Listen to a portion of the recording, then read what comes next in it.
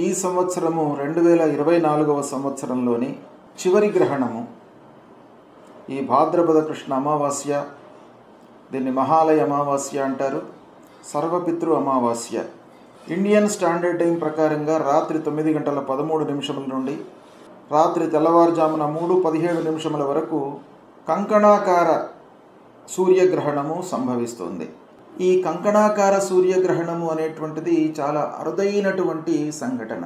అంటే ఒక పరిధి ఏర్పడుతుందన్నమాట. మధ్య భాగం మొత్తం కూడాను మనకు డార్క్ అయిపోయి చుట్టూ ఆ పరిధి మొత్తం ఖాళీగా ఉంటుంది. ఇది ఒక అద్భుతమైనటువంటి సంఘటన. దీన్ని కంకణాకార సూర్యగ్రహణం అంటారు. ఇది ప్రత్యేకంగా మహాలయ అమావాస్య రోజున తెల్లవారితే దేవీ నవరాత్రులు, శారదా నవరాత్రులు ప్రారంభమవుతున్నాయి. ఈ సంధి సమయంలో ఈ గ్రహణం సంభవిస్తుంది. గ్రహణ స్పర్శకాలం లోపల స్నానం ఆచరించి, గ్రహణ మోక్షం లోపల కూడాను విడుపు స్నానం, అంటే దీన్ని పట్టు స్నానము, విడుపు స్నానము అంటారు. ఈ స్నానాన్ని ఆచరించాలి. ఎక్కడనైతే కనబడుతున్నదో ఆ ప్రాంతంలో నివసించేటువంటి వాళ్ళు మాత్రమే ఈ స్నానాన్ని ఆచరించాలి. ఈ గ్రహణానికి సంబంధించినటువంటి కొన్ని ప్రత్యేకమైనటువంటి విధి విధానాలు శాస్త్రంలో మనకు చెప్పబడి ఉన్నాయి. ఏంటంటే, గ్రహణము ప్రారంభమవుతున్న దానికి 12 గంటల ముందుగా వేదకాలం ప్రారంభమవుతుంది. అంటే గ్రహణ వేద ప్రారంభమవుతుంది.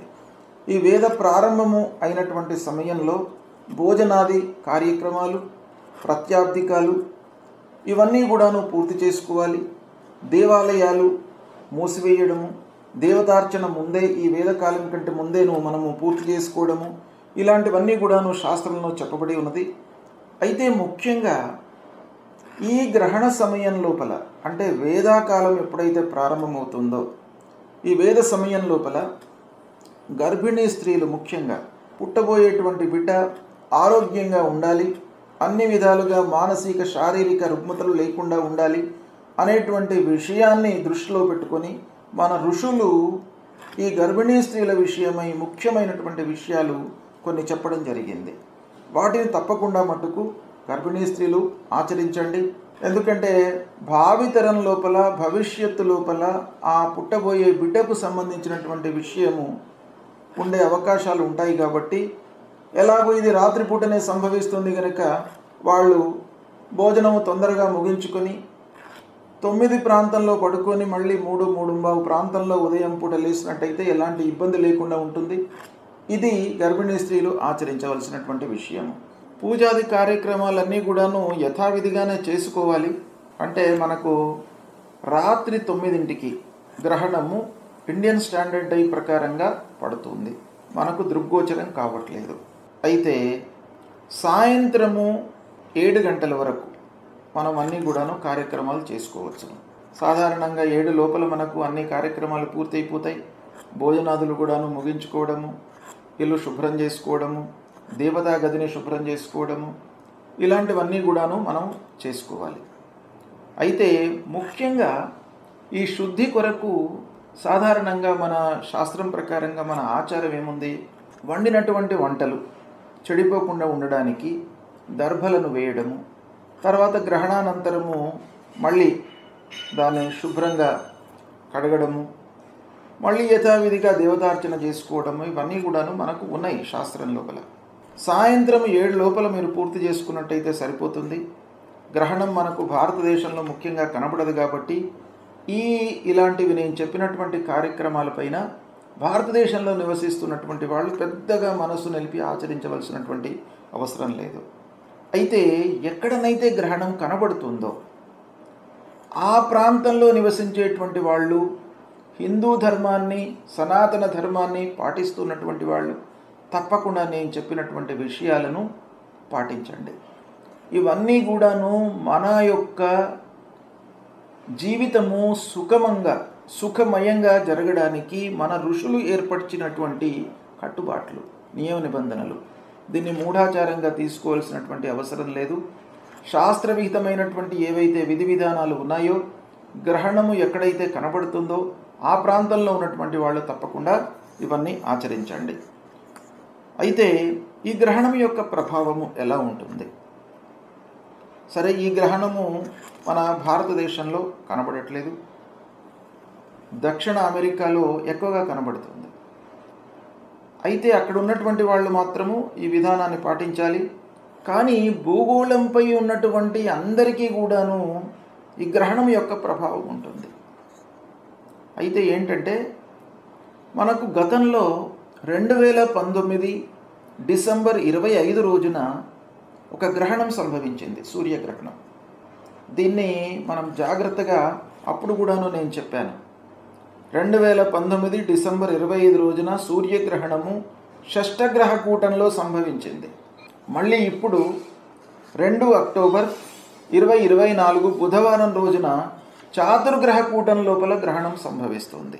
అంటే ఈ రెండు గ్రహణాల మధ్యకాలం లోపల చాలా అనర్థాలు భూగోళంలో జరిగి ఉన్నాయి. మనమందరం కూడాను దీన్ని ఎదుర్కొన్నాము. ఎలాంటి ఇబ్బందులు వచ్చినాయనంటే ఎన్నో ప్రాంతాల లోపల, అంటే ఈ సమయంలో ఎప్పుడు 2019 నుంచి ఈ సమయం వరకు కూడాను ప్రపంచవ్యాప్తంగా ఎన్నో ఇబ్బందులు, యుద్ధాలు, కరోనా మహమ్మారి లాంటివి మనము ఎదుర్కొన్నాము. ప్రజలందరూ కూడాను ఇవన్నీ కూడాను అనుభవించారు. ఈ గ్రహణంతో ప్రపంచవ్యాప్తంగా ఎన్నో అనర్థాలు జరిగినాయి. కాబట్టి మళ్ళీ ఈ గ్రహణం గురించి, చాతుర్గ్రహ కూటంలో ఈ గ్రహణం సంభవిస్తుంది కనుక యుద్ధ వాతావరణము, యుద్ధాలు కలిగేటువంటి అవకాశాలు ఉన్నాయి. అయితే ఆ భగవంతుణ్ణి మళ్ళీ మానవాళికి ఇబ్బందులు జరగకుండా ఉండడానికి ఆ భగవంతుణ్ణి ప్రార్థిస్తున్నాను.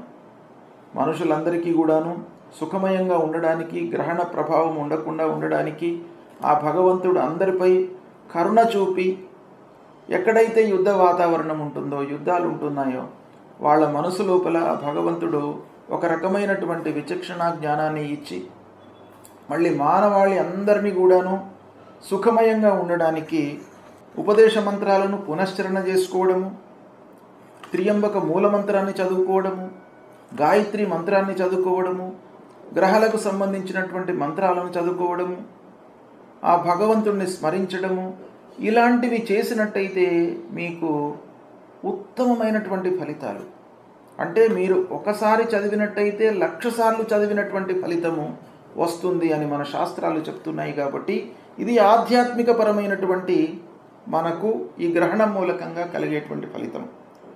అయితే రాజకీయంగా కానివ్వండి, ప్రకృతి పరంగా కానివ్వండి, మానవాళికి ఈ గ్రహణాల మూలకంగా అనర్థం జరుగుతుంది. అయితే ఈ ఆధ్యాత్మికతను కూడాను మనము ఉపయోగించుకోవాలి.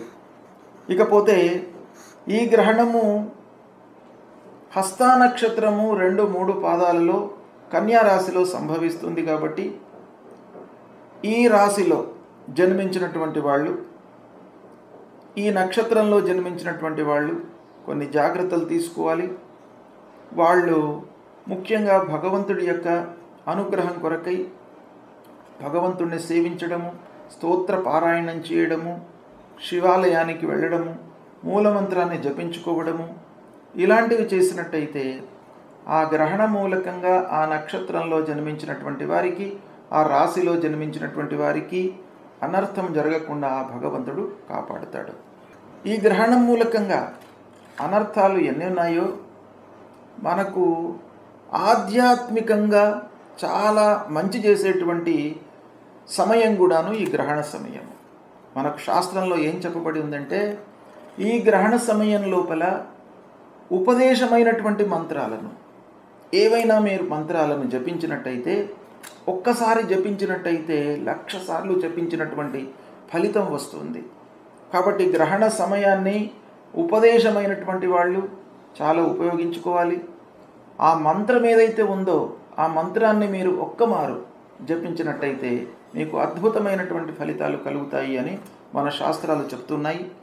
ఇక ఈ గ్రహణం లోపల, గ్రహణ సమయంలో ఉన్నటువంటి గ్రహస్థితి యొక్క ప్రభావం మూలకంగా ఈ భూగోళంపై, తర్వాత ఈ భూగోళం పైన, భూమిపైన నివసిస్తున్నటువంటి మానవాళిపై ఎఫెక్ట్ ఉంటుంది.